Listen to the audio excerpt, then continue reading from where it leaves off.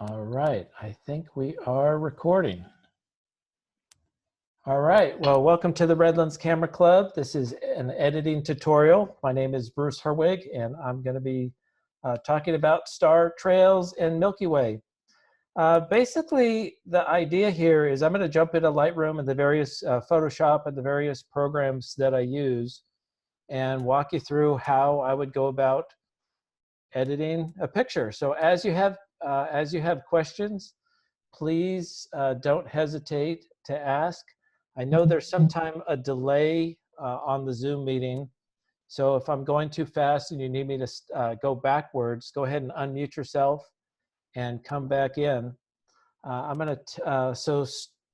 This is a star trail image here. This is actually one of the very first star trail images that I ever took back in 2015. And North Star is here.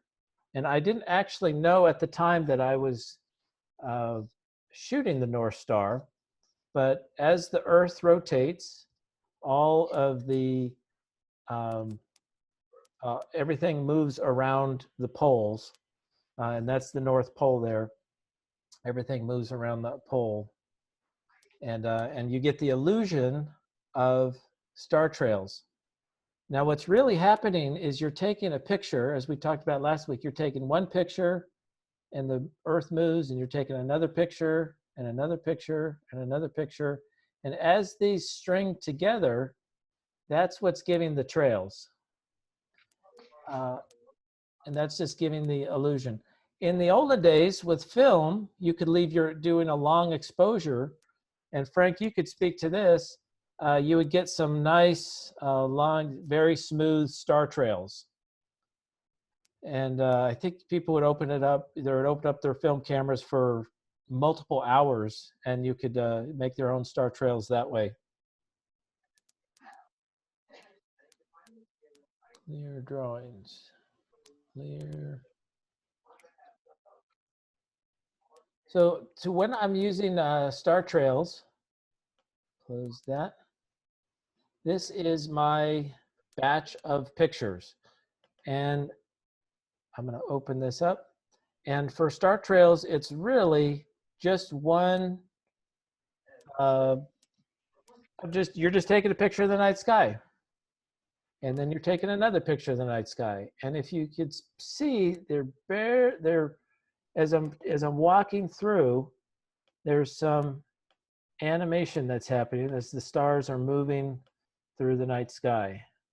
They're barely moving one at a time. And again, when we're going to combine those together, there's a couple of ways to build your star trails, and I'm going to talk about two ways to build your star trails. One is with an external program. It's a free program called Star Stacks. And the other program that we all know and love is Photoshop. So I'm going to jump on here. This is my the programs that I use. Stellarium, we talked about last week. That's what I use to plan my Milky Way shots in terms of trying to figure out when and where and how high and what time the Milky Way is going to be. Star Trails is one program to make star trails in. Star Stacks is the one I'm going to show you tonight.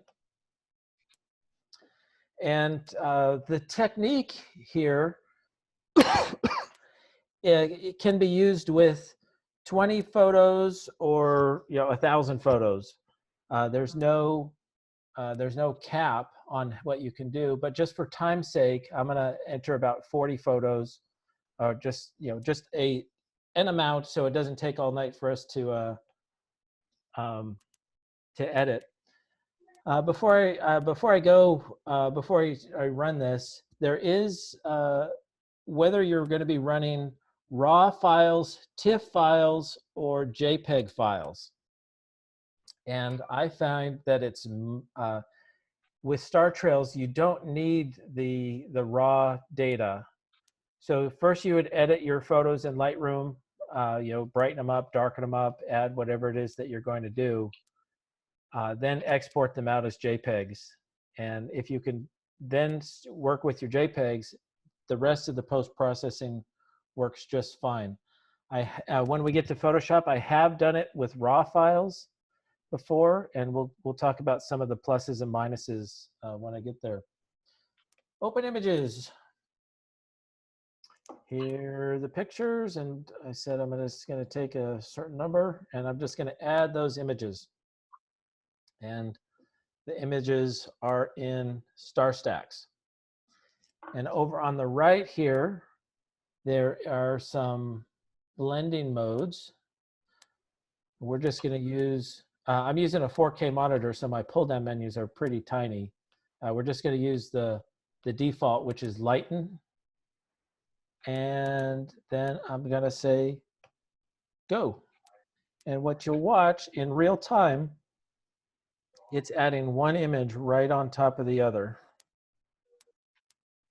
And it's going to be, and it's just going down. Oh, we got a airplane trail there. So this is just the files right out of the camera. Oh, that was a meteor that just went by. No, lots of airplane trails. And this one. Okay, so 66 images processed.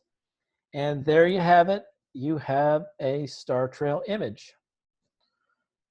Now, this isn't probably what you're going to want to show everybody, but I have found that sometimes showing all the air traffic can be very interesting to people. They don't realize how busy the night skies are. They're virtual highways in the sky. So let me hit pause here, and if somebody has a question or a comment, go ahead and ask it.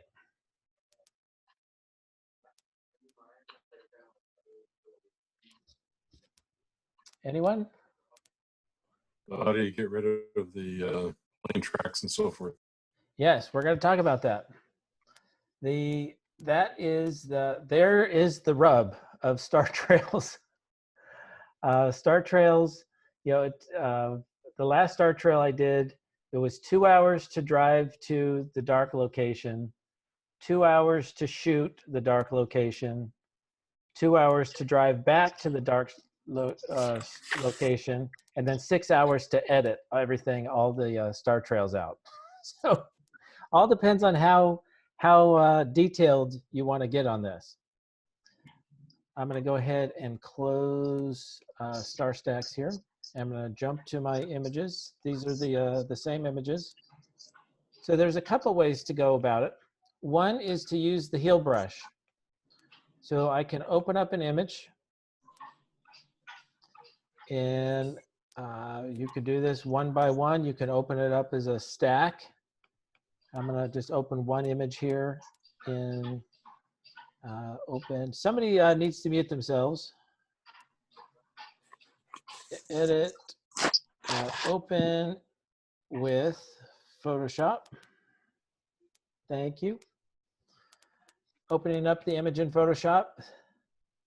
And there's two ways to go about fixing the star trails. But you have to go, there's no magic way to do it. You have to go image by image. And so this is where the time and the process comes. And depending on how dark your skies are, you not only will have airplanes, but sometimes you'll have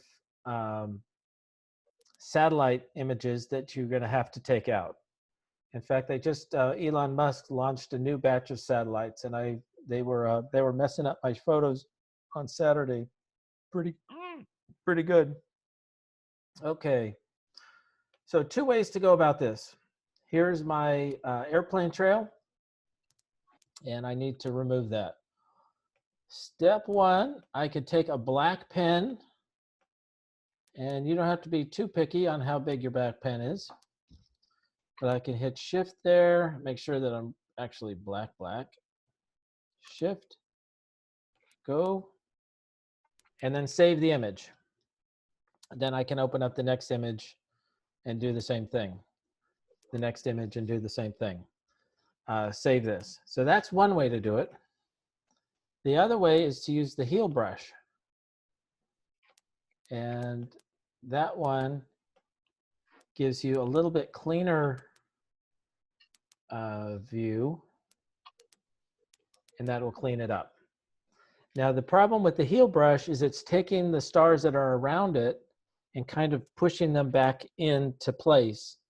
So you don't want to use a real thick, you don't want to use a thick brush. You want to make it as thin as possible to make sure that you're getting, that you're cleaning up those star trail images. And so when you have those saved, and I'm going back to my folder here. So notice I have my JPEG export folder. That's just as the files were taken, exported from Lightroom. Then I have a heel folder. So everything in here was, I used the heel tool because I was experimenting at the time. This was JPEGs, and these were all used, this was all cleaned up using the black line technique here. And I was trying to figure out which method was better. And you'll have to be the judge of that. But I'm going to go back into Star Stacks. Open that up. Star Stacks, actually, they have it's free, and they have a version for the Mac and for the PC. So this, I usually will use this program, especially early on. Especially early on when I'm just trying to figure out what did I get in the night? This is one of the fastest ways I could just import them, run them through Star Stacks. I don't have to worry, I don't worry about getting any of the airplanes out. I just want to see, did I have a good night or not, to know how detailed. So I'm going to use the healed items in here. I'm going to select a number, open those up. And lighten is the default, and I'm going to run that.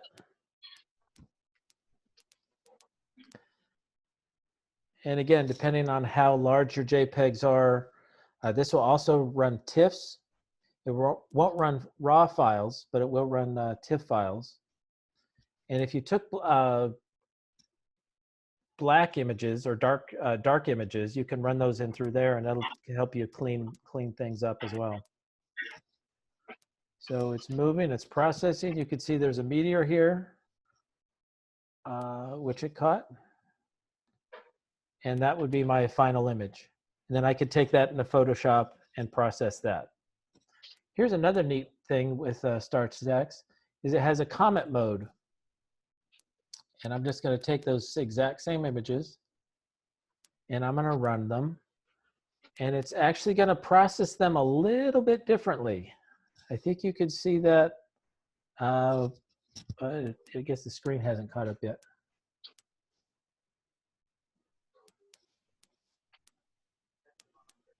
I just love watching these things build. There we go. You can see that it added, it has a little bit different look to it. So notice how this, it's thinner on the bottom and it's thicker as it goes up. So I can make them longer. There are some settings over here. I can also process the images in reverse order. And so that will make, instead of going from, this looks like it's wheeling to the right from the bottom left to the bottom right. I'm going to run that again. And it's going to run it in the opposite order. While this is running, I'm going to get a battery for my iPad. I'll be right back.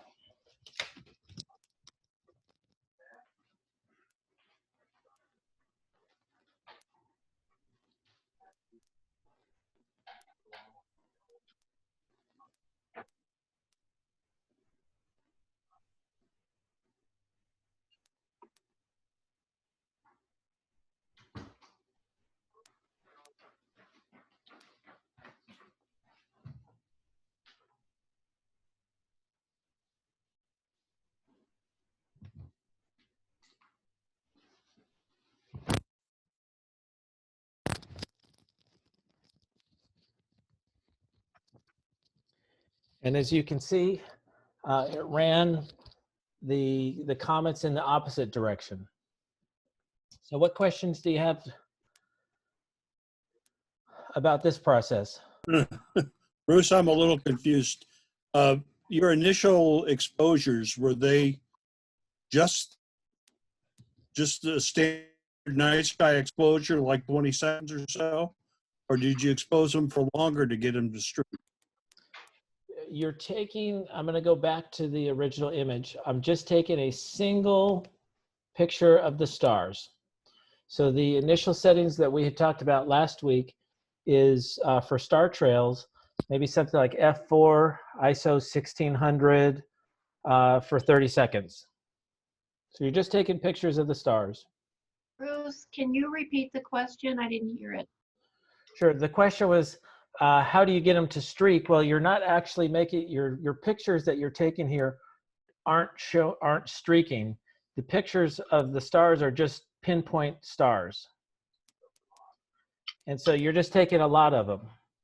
And so you're taking one picture after the other, after the other, after the other, after the other. And what that's going to do is when you put them all together, it's going to show the streaking. Does that answer your question? Bruce, how many images did you take that night of the exposure that you did on the images for these? On that night, typically I'll do an hour to 2 hours. So in terms of the number of exposures, if you're taking 2 pictures a minute, each one is at 30 seconds. In an hour, you're going to have 120 images. Now, depending on where you are and which way you're facing, which part of the country you're in, you may have 119 of those with airplane trails in them. we live in a very, especially if you're going to the closer to LA you go to. Right now with COVID-19, there's a fewer amount of air traffic, so now's a good time to, if you dare venture out to do that. So the images themselves are just single pictures. Go ahead. I have a question. So what did you hit when after you imported to Star Stacks, what did you hit to blend them? Oh, I hit the go button. Just go? There's a, do I still have the program open? Yep. Up here, it says start process. That's what I clicked. It's the start process button. Thank you. Yep. Hey, Bruce, I've got a question real quick. Go ahead. Just a clarification. You shot them in RAW and then converted them after you processed them in Lightroom to JPEGs. Is that correct? Barry, that's exactly what I did. I shot them in RAW. I edited the photos the way that I wanted to. I got the, I added my clarity or my dehazing or my exposure adjustments. Then you clone those settings all the way through that batch, and then you export them out as JPEGs.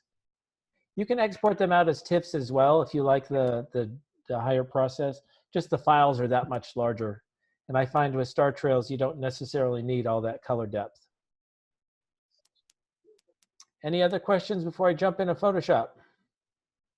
Did you just take them in the first place as JPEG? You could just take them in the first place as JPEGs.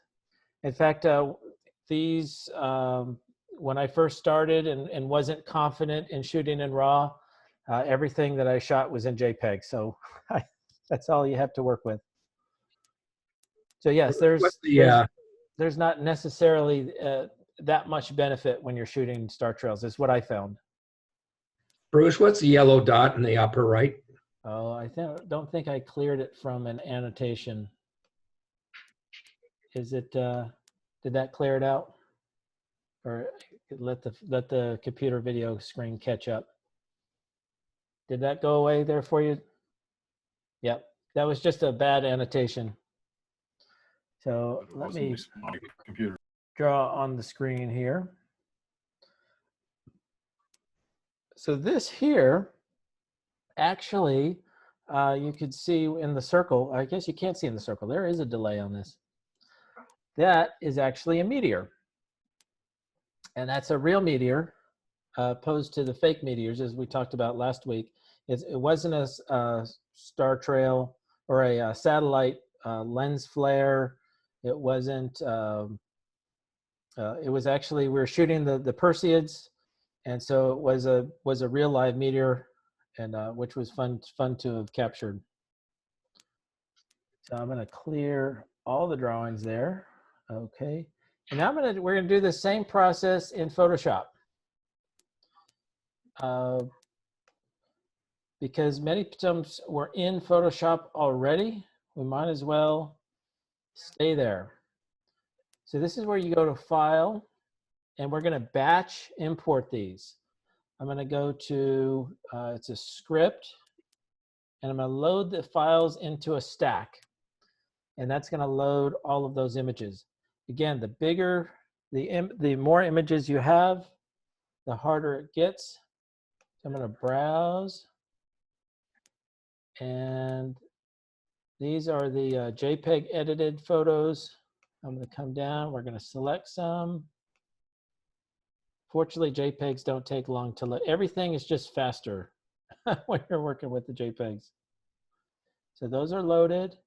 And I don't need to, I'm not focus stacking, so I don't have to try to align these things.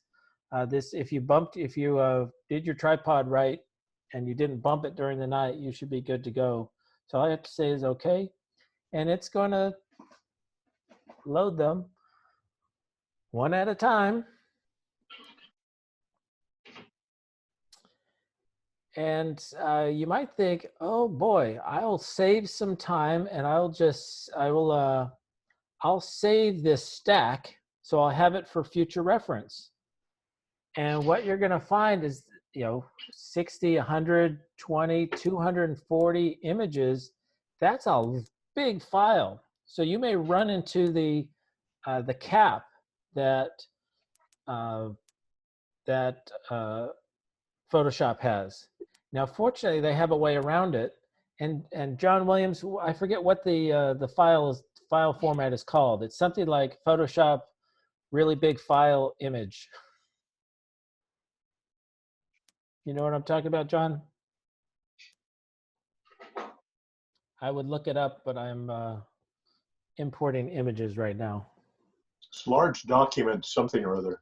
There you go, large document format. In your little Save As pull-down menu, it'll show, it's the second one down, but it'll allow you to save much larger files. You don't have the same flexibility in terms of sending them to a print shop or anything like that. Okay, so your files are now loaded. They're in Photoshop. And you can see here, I'm gonna go ahead and I'm gonna hide some of these images. All I'm doing is clicking on the little eyeball tool. And if I was having to edit these, I would just go one by one by one, find the image, draw my black line on it, or use the heal tool, hide it, go down to the next one, draw my black line, or use the heal tool, and go down, down, down, one by one. And what you're going to find is the darker the skies, the more things you'll see. And especially when you have, it's much easier if you're shooting against rocks, because you can't see the playing trails behind rocks. But these trees down in here, these can get very, very tricky. And so all we have to do here is I'm going to view all my images, and I'm going to select all my images. So I'm holding down the Shift key. I have the top one selected. I'm going to the bottom, and every image is selected here. Then I'm going to change my blend mode, and I'm just going to go down to lighten. This is interesting. You can see where this is dark in here, and you can see where all those airplane trails were. Multiply Well, that's totally black. That's not good. I always find this fascinating to just go through these, each one, and kind of see what effect that it gives you. And so I'm going to go down to lighten. And does that look familiar? We did the same thing that Star Stacks did right here in Photoshop, but we didn't have to leave. Now, one of my favorite techniques is you take the top image of your stack and you change that blending mode to hard light here. And I think that that just is a beautiful, a beautiful change, a beautiful image. I'm going to zoom in on that. You can see that. I'm going to change it to hard light.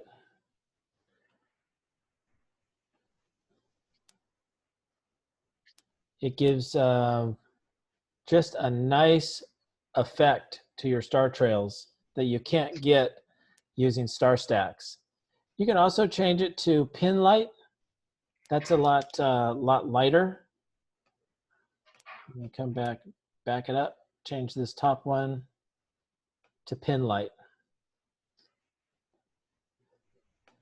And I think that is just a fun way to mix up your star trails.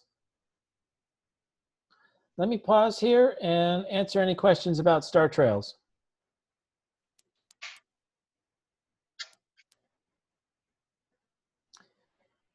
Again, your camera settings. Let's see if I can annotate here. I'm going to annotate, good. Your camera settings are f4. Your ISO is 1600. And your seconds is 30. Now, some people get away. They actually drop their ISO to 800 and then move their seconds to 60. It's like, oh, that's interesting. Carolyn, can you go ahead and mute yourself? Good to see you, but you're making some noise there.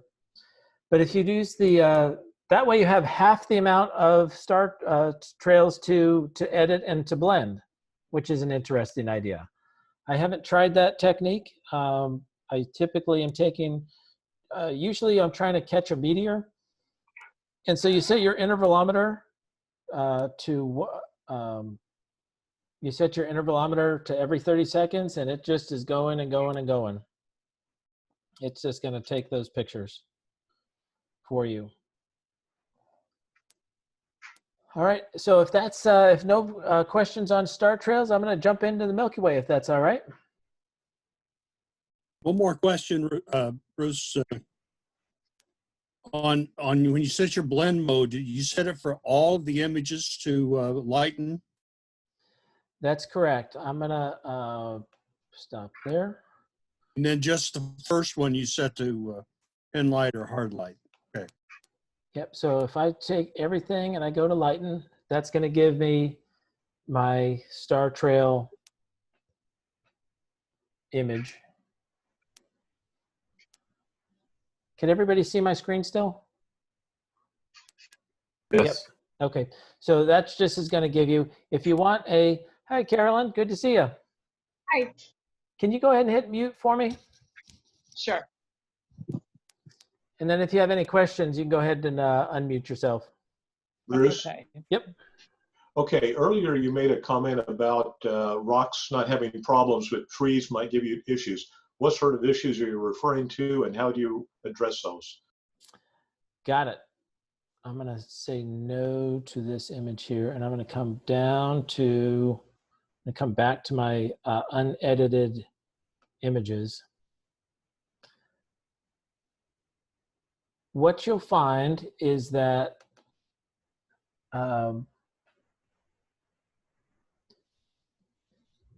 when you're taking pictures in with pine trees, that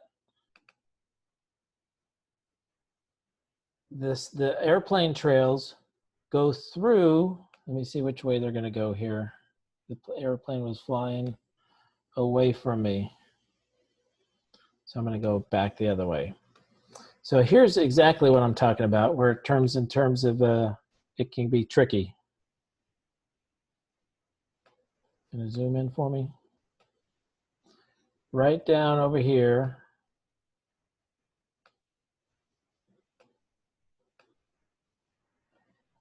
Where the images, where the airplanes are going through the trees. Now, if it was a nice solid rock, you wouldn't see that. You also, if you're shooting on a windy day, so those trees are moving all around.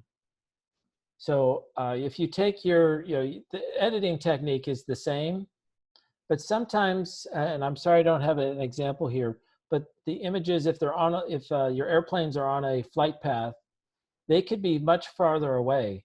And so I find that it takes me 2 to 3 times to go through all of my images one by one. Then I'll run I'll edit all the images where I think that I've edited them. I'll either run them, I'll use lighten mode in Photoshop, and then I'll find out, you know what, there's a whole batch that I missed that I couldn't see one by one because the airplane was so small, the trail was so thin that I couldn't necessarily see it. And so I have to go back and edit again. And of course, you don't know where those images are. In a stack of 240 or 120, you don't know where it is. So it's finding the needle in a haystack. So that's where you have to go down. You unhide all the images in Photoshop using using the eyeball tool. The eyeball tool there. If you click on the eyeball tool, it'll hide an image. And so when you're hiding that image, you can see the next one below it. Another challenge that I find is that if I'm looking in one area of the screen, I'll find the images here in the bottom left, but then I'll go up in the upper right, and then there's another batch of airplane trails somewhere else. And of course, where are those? I don't know where those are, so I have to go back. And so it's a very tedious process. But I think the end results are absolutely totally worth it. Any other questions on star trails? They're relatively easy. Let me kind of make this comment before I move on. In astrophotography, there are several steps and layers. So if you're talking about moon photography, that's on level 1. Moon photography is a level 1 activity. Stars and star trails, star trails, let's call that a level 2.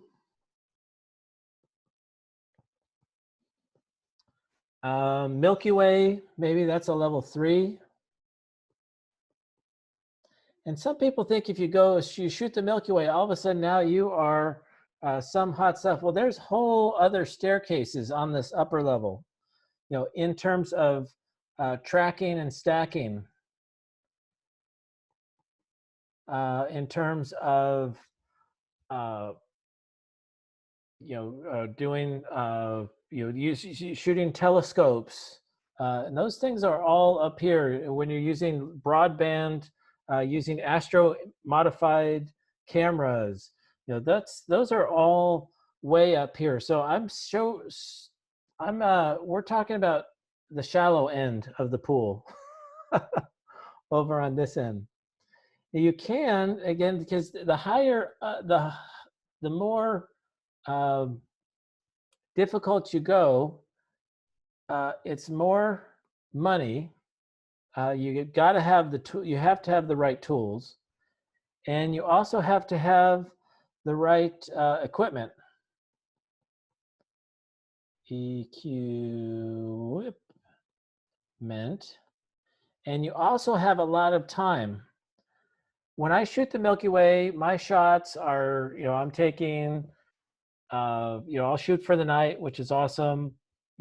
3 or 4 hours. I'll get, when I'm really motivated, I'll take, 30 shots of the Milky Way and I'll blend them together, and it's very exciting. Some of these guys, they're shooting 30 hours of raw data over multiple nights using multiple bandwidths to get some of the nebula and some of the deep space objects. So just because you could shoot the moon doesn't mean you can shoot the other ones. It doesn't mean you can't eventually. It's just, it's a different process with a different technique. So I'm going to jump into Lightroom. Judith, this is one I shot yesterday. This was actually had a fun story to it. If you put, see these star flares on this astro image, it's the same one that I have that behind me in the picture. I heard that if you put dental floss in front of your camera, and here's what I mean by dental floss in front of your camera. I'm going to jump on to Facebook, because I have it here. That you could get some that you can get some star flares.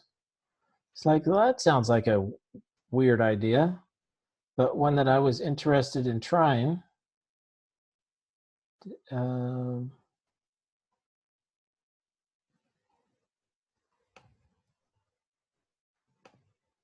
Here we go.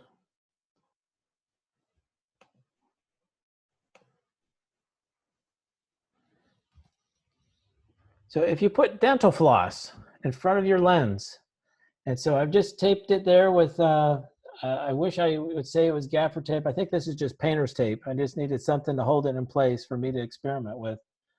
You put that in front of the lens and you get this neat effect with the brightest stars in your images. So that was kind of fun. Also wanted to show you here before we get going. This is with a 150 millimeter lens. This is the Rojo complex. It's my favorite part of the Milky Way. And this is what the images started off like. That is what the image started to look like when I was editing my images. This is the area of this final image over here. That Bruce, you're not sharing your images with us. Are they not coming through? Or Frank, are you the only one? Getting How about that? Can you see that? Yeah, I can. I can see it here. Okay. There may be a delay on your end, Frank. Okay. Can you see the Rojo complex there? No, I see you. Oh, you see me. Are you using an iPad or what? I'm using a PC. PC. Okay. Can anybody jump in here and help Frank? I know there's a view that you can look I'm at. viewing it on my Apple. I'm getting it on my PC, but I'm not sure I can help you. Okay. So Frank, see if there's a look at the shared presentation. You may be looking at me as the speaker.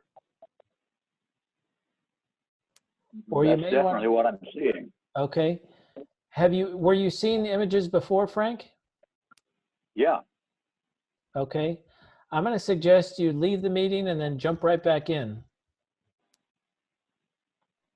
I think that'll just, when in doubt, reboot. I think if you leave and jump back in, that'll shake it up for you.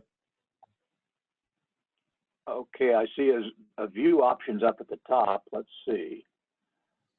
That may do it.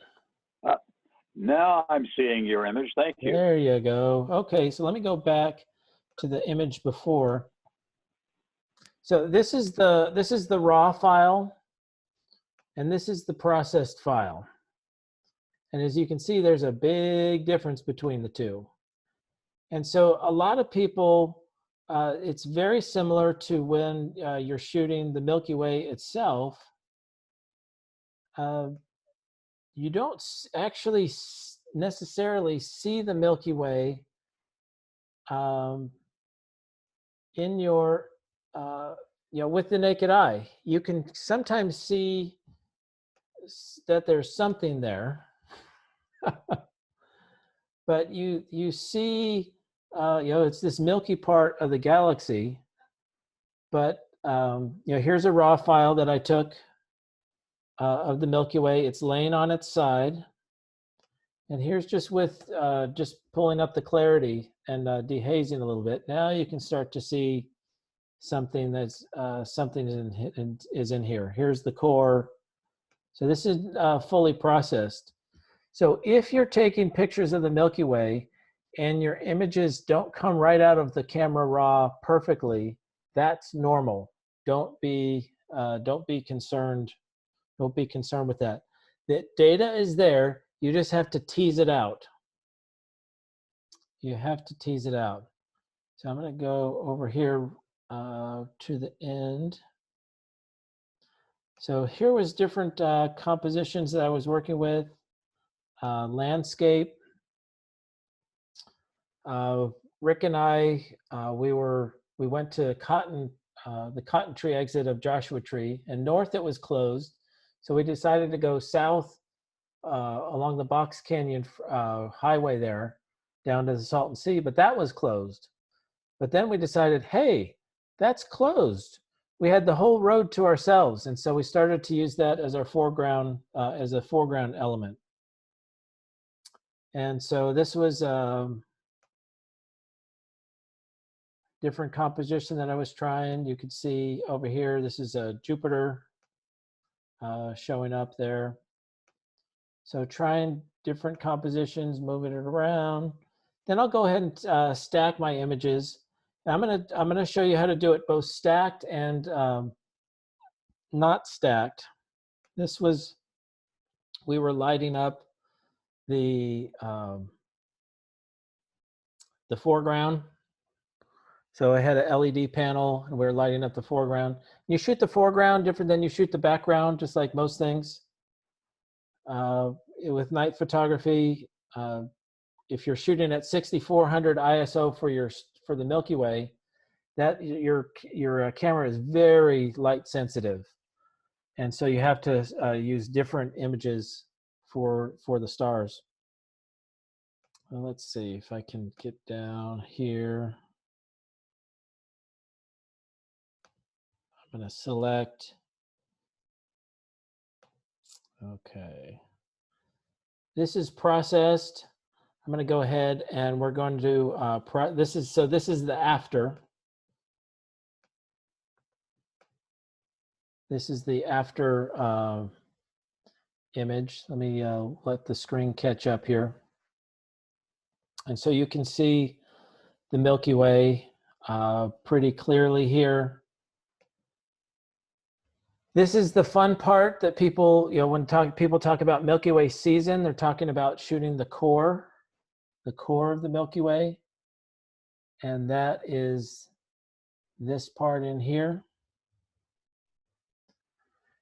And that core is the brightest spot. And then there's these, if you do it well, there's some tendrils that come along here. And that part that I had showed you earlier, and again, I have a hard time pronouncing it, the Oho complex, something like that. That's this little part here that's circled here. But that's, if you're shooting the Milky Way, you want to make sure that you can get these tendrils here, and that that you've done a good job when you've shot that. So I'm going to go ahead and clear all of my settings here on this picture. So I'm going to reset it to blank. And so this is what my image looked like straight out of the camera. Pretty flat, as you can see. Not a lot of contrast, not a lot of color. And so this is where you get to work. So before I jump in, does anybody have questions on shooting or Milky Way shooting? Bruce, on one of them, you mentioned that you used a 150 millimeter lens. I would assume that you would have to go with a lot shorter exposure time. What did you use? Actually, I was using my tracker when I was using that. And that was not what that was just for, I'm gonna hit annotate here. I was shooting that piece of the Milky Way with a 150 millimeter lens. This image here was shot with a 24 millimeter lens. So I have a much wider, and you can see that here in my XF data. So this is actually pretty brutal. ISO 10,000, f4.0. There's not a lot of light getting into that image. In fact, it's so much. This was an experiment I was doing just to see how much data you can collect, and that's actually too little light. I did shoot the same thing with 2 points. Oh, here's just to give you an idea about where we were located. We set up right on the other side of all the road closed signs, which was nice. It was the best foreground image that we had was the road, and so we went ahead and used that. So here's the image here. This was shot at 2.8, so twice the amount of light. So I'm going to do the same thing. I'm going to reset this image, and that's what we're going to use. All right, so here was my image. Pretty flat, not a lot of detail, but this is straight raw out of the camera. First thing I want to notice here, we were talking about those satellite images. You can see 3 of those right here in a row. These those white dashes, those are the new satellites that Musk was using. So those are now circling the Earth and getting in the way of my astrophotography. So I'll have to tell them to quit it. So first thing I like to do when I'm editing the Milky Way is I like to bring up the exposure, actually. I just am trying to see what detail is there. And you can, it's kind of like an X-ray. I can see, I'm going to use my annotation here. I can see the thin tendrils coming out. I can see the body of the Milky Way. I can see where the core is here. And in this case here, we have some clouds. Now we also have the road as my main image, as our main pieces of this image. In this case here, I'm not concerned at all with the bottom, with the road piece. We shot that separate. This is going to be a composite blend, so I'm going to not be concerned with the road. So in this case, I don't need any of the shadows. That was exposure. I do need the exposure. I don't need any of the shadows. So I can, there's not a lot of shadows. If you take a look at the sky here, it doesn't change too much when I pull the shadows down into what it does with the sky. But the ground, I don't care what's happening with the ground at all. I am going to also bring my highlights down. You'd think that you'd want to bring them up, but I actually bring them down, the highlights. And what that's going to do is flatten, give you a little bit more detail here, and more, it's going to even out the Milky Way here. Another thing I'm going to do is I'm going to take a look at the noise. I do that pretty early on. And what I found is that Lightroom here in the noise section, they already apply some noise reduction. When I bring the images in, they automatically apply some noise reduction. I'm going to take a look, and I'm going to take that, I'm going to zoom in here, and I'm going to take the noise reduction all the way off. I'm going to zoom in even more. Not exactly what zoom is going to do, but you can see that there's a lot of noise in this image. And shooting at 10,000, you would expect that. But it's remarkable what what software can do. So I'm going to bring this back to what its normal settings were, and take a look at that. Just by moving it there, it took all of that noise virtually totally out. So I'm very grateful for the noise reduction here. I'm going to go ahead and pull it a little bit more, and I'm going to take the smoothness and pull it a little bit more. Just that's going to help get rid of some of the splotchy areas that I may have had. And you can tell a good lens in the corners. I'm just going to point this out here. And I don't have necessarily the best lens. You can see in the corners here, some of this, it's not pinpoint stars. And so I know that ahead of time. I didn't spend 1,000, I'm using my Tamron 24-70, so it's not a dedicated astro lens. If you're using a Zeiss or some of those fancy lenses, you can really get pinpoint stars all the way to the corner. A Sigma art lens, those have a great corner. So I know that in advance. So I'm gonna I know that, and so when I'm cropping, I'm usually gonna crop somewhere in here. So I'm not gonna use this part of the image anyway. So if you notice it's a little bit darker up here, the stars are elongated, that's okay. I'm gonna crop it out anyway, so I'm okay with that. The solution is to get a better lens. Right now, I'm not in a position to do that. So just know that that's an option for you, that you don't have to use the whole image. I'm going to go back and I'm going to zoom back out. All right.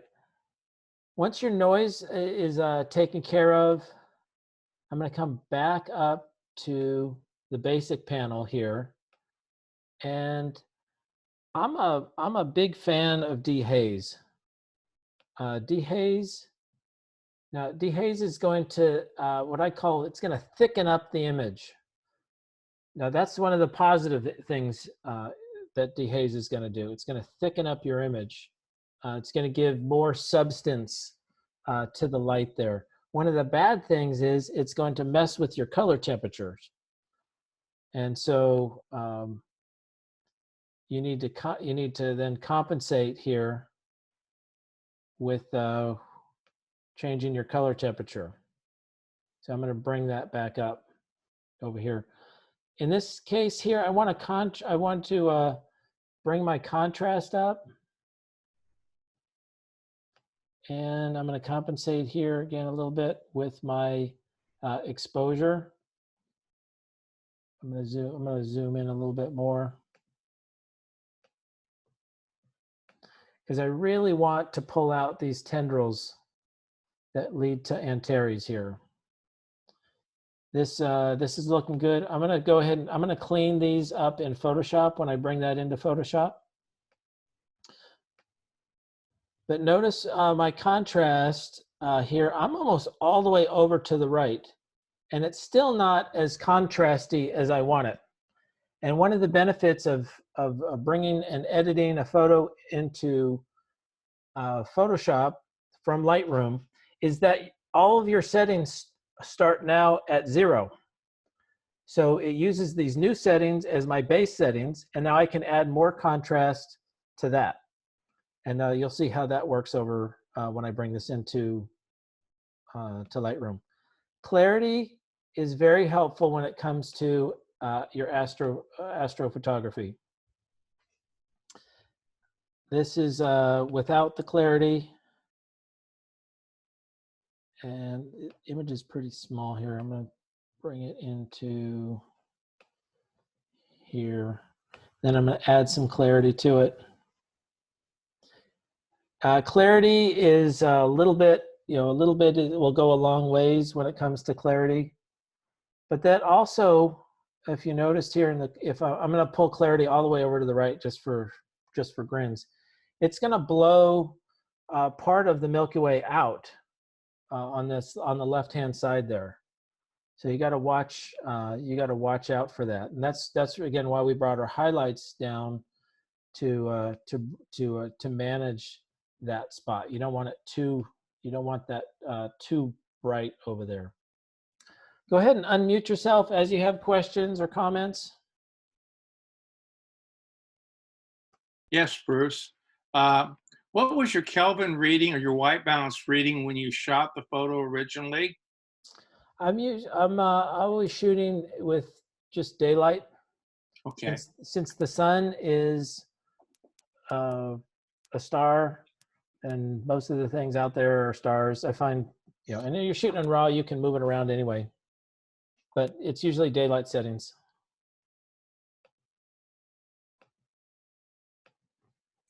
Thank you. Yep. This we have this haze that was going on. We had these clouds. We're looking south over the Salton Sea, and some clouds had set in, and they were capturing all the light from the valley below, right there. Now, sometimes that helps, sometimes that hurts, but you would think by the appearance of this picture that the Milky Way stops. That the Milky Way stops right here, and there's no more Milky Way, and that's actually not true. There's an entire other half of this thing that goes down, and if you live in the southern hemisphere, you can see that there's only half of it. So the closer you get to the equator and then further south, the more the Milky Way that you actually see. And this part over here, Antares, for us in the northern hemisphere, it's on the right. But down under, it shows up on the left. Everything is reversed. So so when I'm looking at astrophotography, I can tell which part of the world they are in. One, by how much of the Milky Way that I can see, and two, which way Antares is. So that's always interesting. Okay, so I've added some dehaze. I've looked at my exposure. I've edited my noise, and I'm going to mess with the colors just a little bit. What color is it supposed to be? Well, that is a really tough question, because you actually can't see this with your eyes. Now, I'm sure there is a scientific right answer to that, but I edit my Milky Ways to taste. And a lot of it is going to depend on how much light pollution you have. That'll depend on what color, what colors, what your foreground elements are. You can skew yellow, you can skew blue. A lot of people, I have Wayne Pinkerton. He's one of the guys I follow. He kind of skews purple. So I'm shooting the Milky Way as an artist, not necessarily as as somebody who's, I'm not documenting the exact colors of the universe over here. So this still isn't as dark as I want it to be, these tendrils. And I still have my satellite images in here. So I'm going to go ahead and bring those into Photoshop. So I have this at 2. Before you go, Bruce, two things. When you were on 1:1 view, Yes. it looked like you had noise that you should move the luminance slider with. And I think in most Milky Way shots, you have to use luminance. And the other is try texture. That'll bring the stars out too. Texture will bring the stars out. I find texture works best when it comes to people fit pictures. you move the texture a little bit away. In my case here, since I'm shooting at 6400 and I haven't blended, I haven't stacked any, texture actually brings out more noise than I like. So you said the luminance, there is some.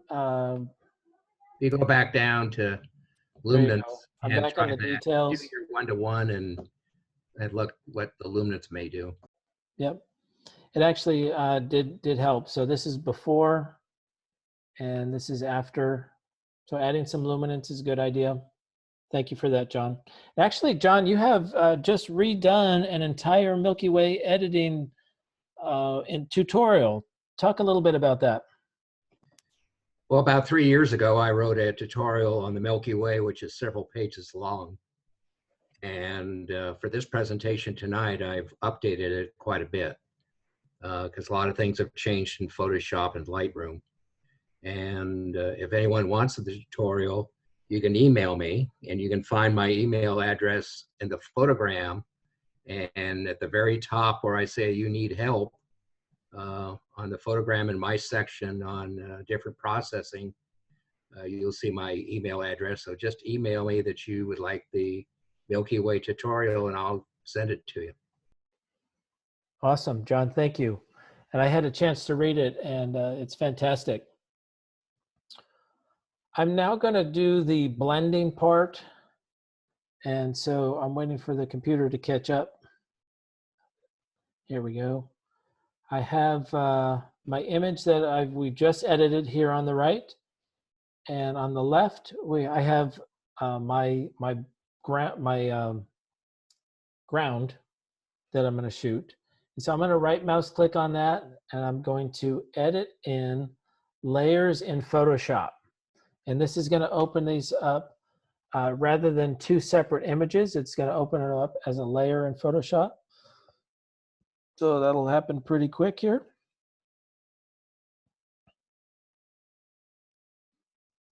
While that's going, where's some of the darkest skies that you've shot in?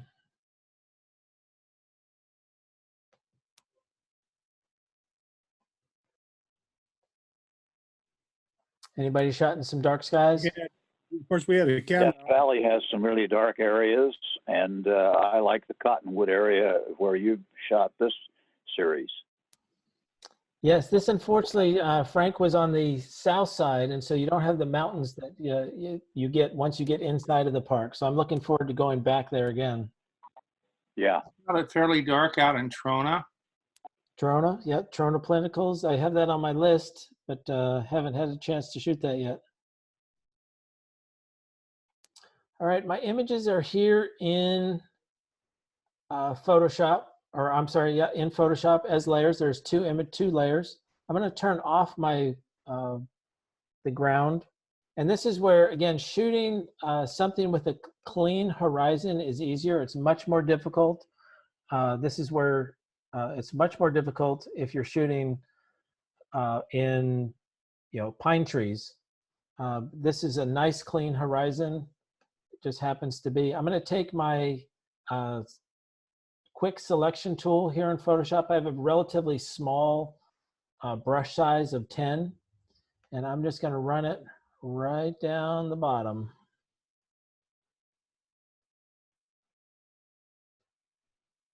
And you can see the blinky lines, and I'm going to run it up. And that's pretty much all I have to do here.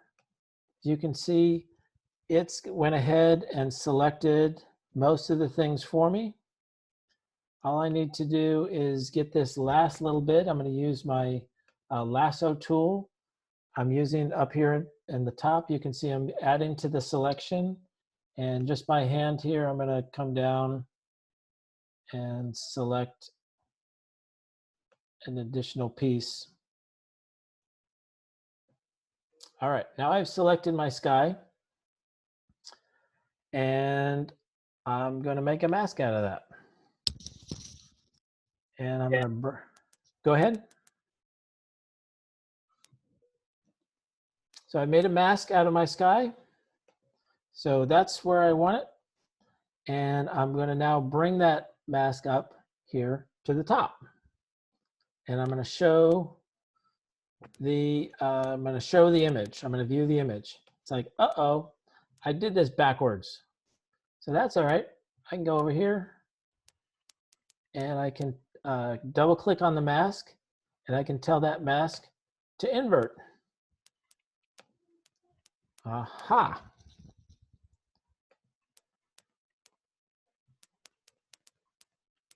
And the mask is now inverted. Now there was we lost some things. There were some more mountains here. We lost that. The foreground and the background were taken at 2 different heights. And so I need to restore that. So in between the photo, here are my layers, between my mask and my photo, there is a lock tool. And I'm going to unlock my lock tool. And then I'm going to move my mask. No, I'm not going to move my mask. I'm going to move my photo. There we go. Now we're looking better. So that's looking good, but my Milky Way still has these satellite images into them. So I'm going to need to clean those up. So I'm going to select on my Milky Way layer, and I'm going to come over here to my healing brush, and I'm going to clean that up there. I'm going to clean up that there, and I'm going to clean that up there. And if you're dealing with your astrophotography guys, your real astronomy guys, you don't accidentally eliminate their favorite star cluster. they might get mad at you. So the star is cleaned up, but the sky, like I said, the sky is not. Looking at my composition here on the left-hand side, this bright spot here is bothering me a little bit. So I'm going to go ahead and take my Milky Way and I'm going to tip it a bit. And I'm going to bring it down a little bit. And I can make this go bigger.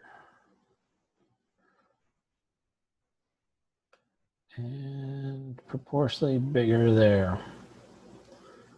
And down just a little bit. Try to bring that up again. So for my eye and my composition, I'm liking that. I think that's good. But the image itself still needs a little more work. And so there's a couple ways to do this. One, you can add layer adjustments to your image. I prefer going right into Camera Raw. It's you can't undo it. It's a lossy editing technique. You got one undo and that's it. Once you say go, but I'm usually okay with that. I'm not too picky here. So remember, I said you're starting back at 0 again. So I can give more contrast to my image and really bring out those tendrils here in the Milky Way. So this area here, just by pulling up the contrast, is much more contrasty. And try bringing in the blacks. See what that happens there. Nope. How about my whites? A little bit. I like bringing up my whites a little bit. Bruce, Yep, go ahead. I have a question. I don't use Camera Raw. Can you take that back to Lightroom and add contrast after you've done the work in Photoshop? You sure can. The Camera Raw in Photoshop here, the Camera Raw editor part, it's exactly the same as Photoshop. Right. The exact same. But yes, you can add. I thought, but I just wondered. I wanted to be sure. Yep. Thank you. Remember that part that was going to blow out? Has a tendency to blow out is here. So I just went ahead and painted that, darkened it up just a little bit, made sure that it didn't blow out. And anything else I want to do here? While I'm here, I'm going to say okay to that. And that gave my, edited my Milky Way. So I'm happy with that. Now the road and the sky don't match. One is blue, one is yellow. So I'm going to need to do something with the road. And so I'm going to open up, I'm going to select the road layer, and I'm going to do the same thing. I'm going to go into camera raw filter.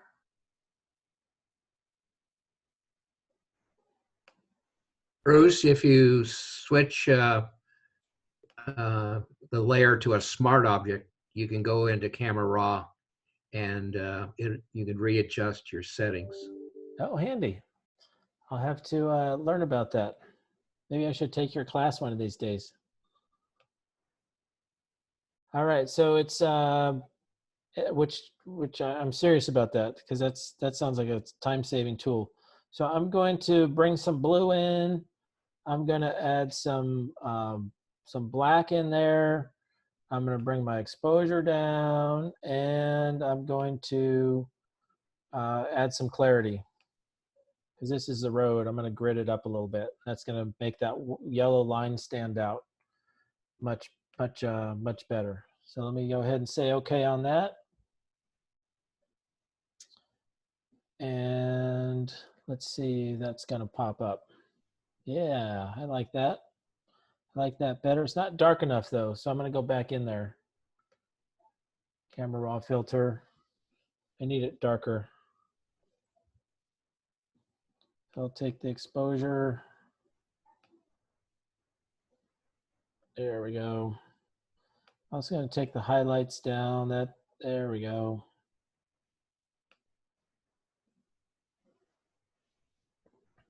So that's good. And then I'm going to take, actually, I'm going to go ahead and stretch this.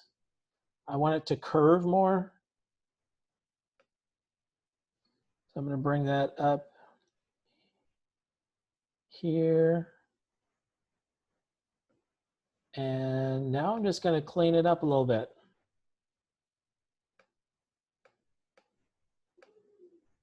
To my eye, these are distracting. So I'm going to use the heel brush and get rid of them. These light poles, these reflector lights. I'm going to get rid of those. Oh, I got a hot pixel here I need to clean up. I'm going to get a smaller brush for that. Bring that down. Clean that up. Get it. Come on, get it. Boom. Get that over here. There's this rock over here. Again, it's snagging my eye when I'm looking at it. So now I'm just going to go through these rocks over here. Some of these are just in the way. So I'm going to clean those up. Just getting rid of the distractions that are going to keep the eye from flowing up that road to the Milky Way. Get that done, get that done, get that done. And a couple more here. I'm just healing those up.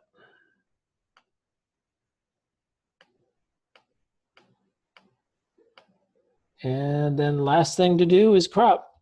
So I'm going to crop down. Oops. I'm going to crop Bruce, down. a quick question. Go ahead. When you're using that healing tool, is it doing a content aware type thing? Yep, it's a AI. John, how would you describe it?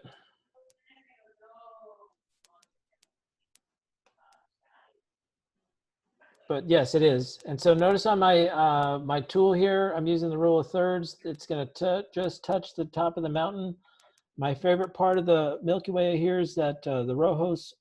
So I'm going to make sure that that is in there. My bottom point where my start is, where that yellow line is right in the middle. And so that's going to bring my eye over here. It's going to come right into the Milky Way. So whether I'm looking down and going up or up and going down, I have my finished composition there. So Bruce, that, I always hate the light pollution. It seems to draw my eye first.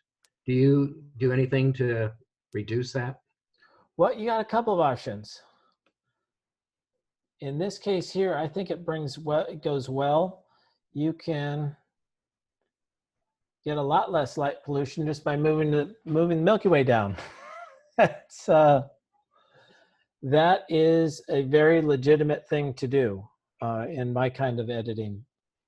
If it's totally bothering you, just set it right there.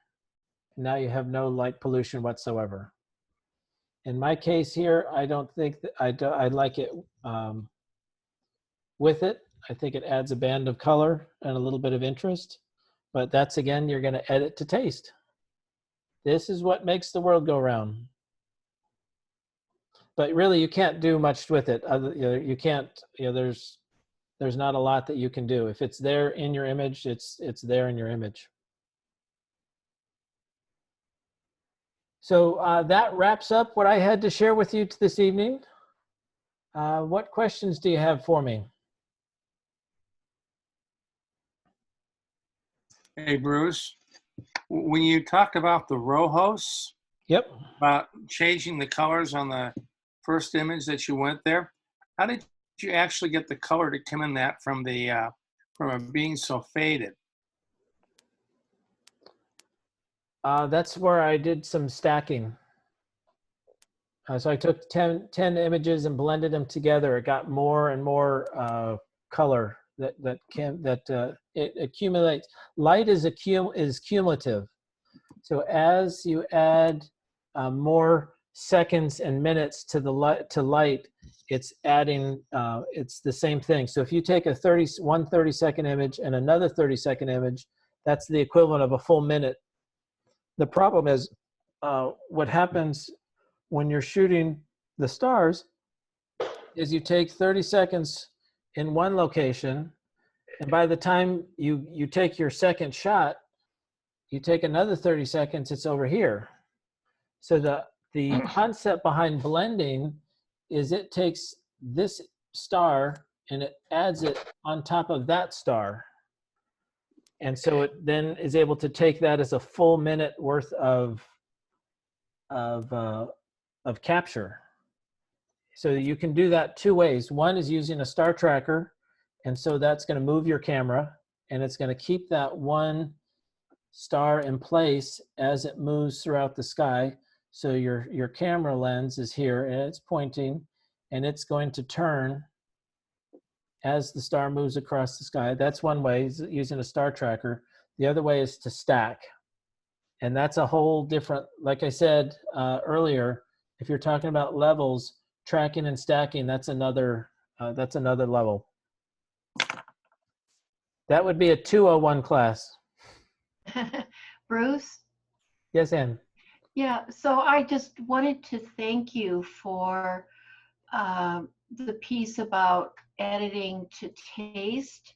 I think when I first started doing the Milky Way, we did it at Joshua Tree, and I went to Trona as well.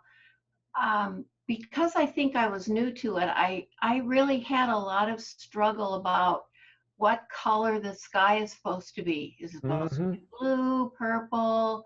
And, I don't have that issue with other things so much. I'm more creative, but it felt like there was a right or a wrong way to do that for the night sky. So I really appreciate what you're saying, because you can be creative and see what you like with this. And I think I was just restricting myself a little bit. Well, thank you. I agree that it's definitely can be, especially when you're doing everything, you want to get it right. Yeah. I mean, there's no reason why you shouldn't get it right. So that's all I had to. That's the end of my programming. I'm happy to stay later and answer questions for you, and let people just shoot the breeze. But thank you so much for sticking with me, and grateful. Thank you very much for the opportunity. program. It's very good. Great program, Bruce. Thank you. You are welcome. So go out and shoot. For your time and effort. So Bruce, I have a question. Hit me. Okay. Like Ann asked, what is the true color of the Milky Way? And I know with all the stuff we got going on, and I've seen so many different ways that people have adjusted their color in the Milky Way to be so vastly different. Yeah. But is there really a kind of real color that the Milky Way should have? There is one guy on the internet. If you Google what color is the Milky Way, there's one guy whose name will show up a lot, and he's pretty insistent that there is a right way to edit the Milky Way. He's pretty insistent, and he makes a good scientific case for it. This here is a stacked image of that same image. This is 30 images blended together. And so it's a little bit deeper. There's less noise. You can see the colors are richer. I was able to get a little bit more detail here in terms of the contrast of the tendrils here, more contrast in the mids. So there are, again, when you use some advanced techniques, you can definitely have some fun with it. Bruce, I nominate you to do all the programs in the future. Well, we have a great committee for that, and I'm looking forward to, and I'm on it, and I'm looking forward to seeing what they, what we come up with as a team, because there's a lot of talent in this group alone. This was my the final image using my blended. So it's a little bit more purpley, as you can tell.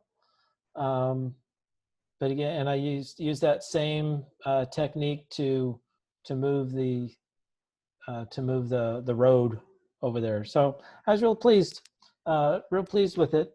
This again, going back to my dental floss, I think that was the biggest thrill of the night. I like the way it makes some of the stars or planets pop. I thought that was pretty good. It sure does. And again, this was a tracked image, and just trying to figure out how much tracking you can go with it. So again, when you're shooting, right out of the camera, you're not seeing much in terms of the Milky Way. You can see that it's there. It's a 30-second image. This is shooting at 6400 for 14 seconds. So not a lot of time. I was just trying to maximize, just seeing what I could get. It was all about it. I just wanted to experiment. So I think at night, when you're actually seeing the Milky Way, this is what it looks like to your naked eye. That I find this is what it looks like at night. And so you kind of see, well, there's something there, but your eye can't capture it. And that's when it's a long exposure. And make sure you pick up John's tutorial. It's fantastic. It kind of goes through a little bit more detail in terms of what some of these items do, some of the settings. But I'm editing your Milky Way just like you're editing anything else. This is where I'm shooting my flats or my darks. So instead of having long noise exposure on, where I'm taking a 30-second picture and then then the camera takes another 30-second picture and blends the two together to reduce noise, you can do that afterwards. So, and that helps because remember, if you're trying to, especially if you're stacking, if the stars are close together, it's easier for the software.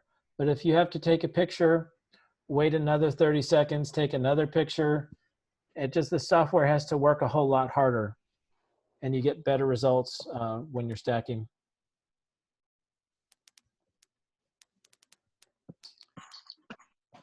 Let me stop. I'm going to stop sharing my screen. See who's here. Hey, Oliver, glad you're able to join us. Oliver is a friend I met. We actually didn't meet at Death Valley, but how you doing? Good, good. Sorry I'm late. Got caught up in some. So Oliver helped me practice. He was my guinea pig in terms of working through my process. So great to have you. Good, good. I got a private lesson yesterday, so I was a There lucky you one. go. So it's interesting, in terms of prepping for one of these things. I edited the star trails at least half a dozen times practicing yesterday, and I practiced editing the Milky Way at least a dozen times, just to get the workflow down, to make sure that it, you want to make it look easy for people who are watching, and that's. But if somebody makes it look easy, you know that a ton of time has gone into it. It's like the Olympic skater, right? They're just making their and they're just jumping and doing their twirls, and they make it look so easy. But that's a boatload of time has gone into that to master the craft. Hey, Dave Fickey, I see you there. Hey, how you doing? Good. I'm still here. This is stuff all brand new to me. Pete, you learn a thing or two? More than I could ever remember, I think. So the question is, you actually have to go out and shoot it. And we're hitting, this is, the timing for this class, that was one of the ideas that Russ had, was to make sure that, people had it, were inspired, and then could go out and do it. But, and we're hitting peak Milky Way season here come June, July. And so I say, if you can't shoot it in your driveway, you can't shoot it in Joshua Tree. Now, you may not be able to get the Milky Way in your driveway, but you can go through the motions.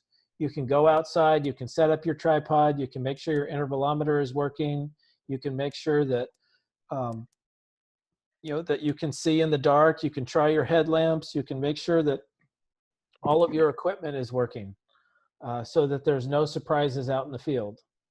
And so that's a good way to practice, just right there in your driveway. Take all your equipment, set it up in the driveway, make sure all the lights are out, just like you're in the field, so you can know your camera. Learn to where your settings are. So when you're in the dark, it's not frustrating, because if you haven't practiced and you're not familiar with your camera settings and you go out in Joshua Tree, you'll waste half the night being frustrated at yourself for not knowing your gear, and which will make for a much less pleasing experience. So the moon is a great chance. The moon is a great thing to practice on. Again, just shooting, learning. Remember, step 1, step 2, step 3. That's a good baby step. It's nice and large. It's in the sky. You can't miss it. Shoot a full moon, and that is a good preparation for shooting the Milky Way. So what else you got for me?